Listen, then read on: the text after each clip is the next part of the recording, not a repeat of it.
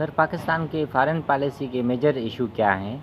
دیکھیں، پاکستان کی foreign policy کے میجر ایشوز یہ ہیں کہ پاکستان کی فارن پالیسی جو ہے وہ خود کو الائن نہیں کر پائی گلوبل چینجز کے ساتھ. ورلڈ آرڈر چینج جیسے ہوتا رہا، پاکستان کی پالیسی اور پھر جو ہے آبجیکٹیوز اور نیشنل انٹرسٹ وہ پاسٹ کے کولڈ وار ایرا کو ہی جو ہے سرو کرتے رہے.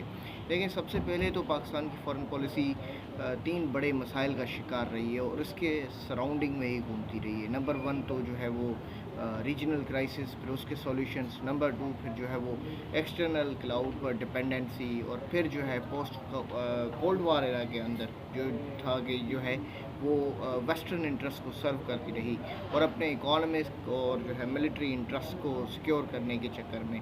لیکن جیسے ہی جو ہے یہ کولڈ وار ایرا بائی پولیرٹی سے پھر ملٹی پولیرٹی کی طرف شفٹ ہوا، یعنی جیسے ہی ہم جو ہے پوسٹ کولڈ وار میں انٹر ہوئے، اسپیشلی آفٹر کووڈ، تو گلوبل آرڈر کمپلیٹلی چینج ہو گیا. لیکن پاکستان کی نیشنل آبجیکٹیو، نیشنل انٹرسٹ اور فارن پالیسی گولز آج بھی جو ہے وہ جیسے کہ آج دیکھیں، آج دنیا ہارڈ پاور پر نہیں، سافٹ پاور پر ڈپینڈ کرتی ہے.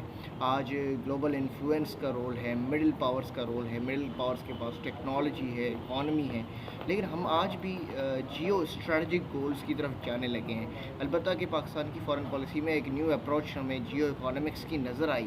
لیکن اب کیا ایک اسٹیٹ جو ہے وہ صرف ایک پالیسی گول پر سیکیور کر سکتا ہے؟ نہیں، کیونکہ پاکستان ایک جیو اسٹریٹجک امپورٹنس بہت وائٹل ہے. ہم ساؤتھ ایشیا کے کور پر ہیں. ہماری کار سینٹرل ایشین ریپبلکنس کے ساتھ جو آئل رچ کنٹریز ہیں ان کے ساتھ بھی ریلیشنس ہیں.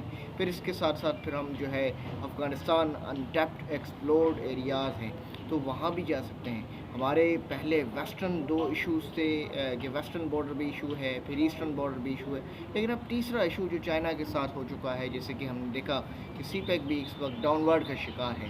اور پھر اگر ہم دیکھتے ہیں کہ جو چائنا سب سے بڑا ایک ایشو یہ ہے کہ چائنیز پرسنلز کی سیکیورٹی کا ایشو ہے، ان پر تھریٹس ہو رہے ہیں، اٹیکس ہو رہے ہیں. تو پھر یہ سی پیک کو اور چائنیز نیشنل انٹرسٹ کو بھی افیکٹ کر سکتی ہے. اس طرح پاکستان کو پھر ہم نے دیکھا کہ ڈونلڈ ٹرمپ کے ساتھ جب ایرا اسٹارٹ ہوا پی ٹی آئی گورنمنٹ کے اندر، پھر ریلیشن تھوڑے گڑبڑ نظر آئے. پھر لیکن بعد میں یہ کنٹروورسی کے بعد، اسپیشلی افغان وڈرال کے بعد یو ایس کا، اور پھر جو ہے یہ بائیڈن کی ایرا میں اندر جو ہے ہم نے پاکستان کو پھر نیگلیکٹ دیکھا. تو اس وقت پاک یو ایس ریلیشنس بھی افیکٹڈ ہیں.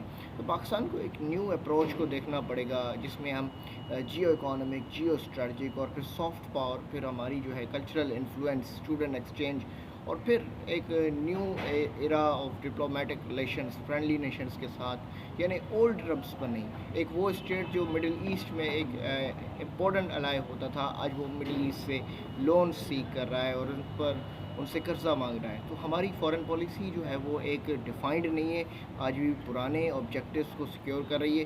اس لیے ضروری ہے کہ ہم جس طرح پوسٹ کولڈ وار ایرا میں اب ملٹی پولیرٹی اور بائی پولیرٹی ہے اور مڈل پاورز کا رول ہے، پھر کلاؤڈ اسٹیجز ہیں، تو پاکستان کو نیو چینجز اڈاپٹ کرنے ہوں گے.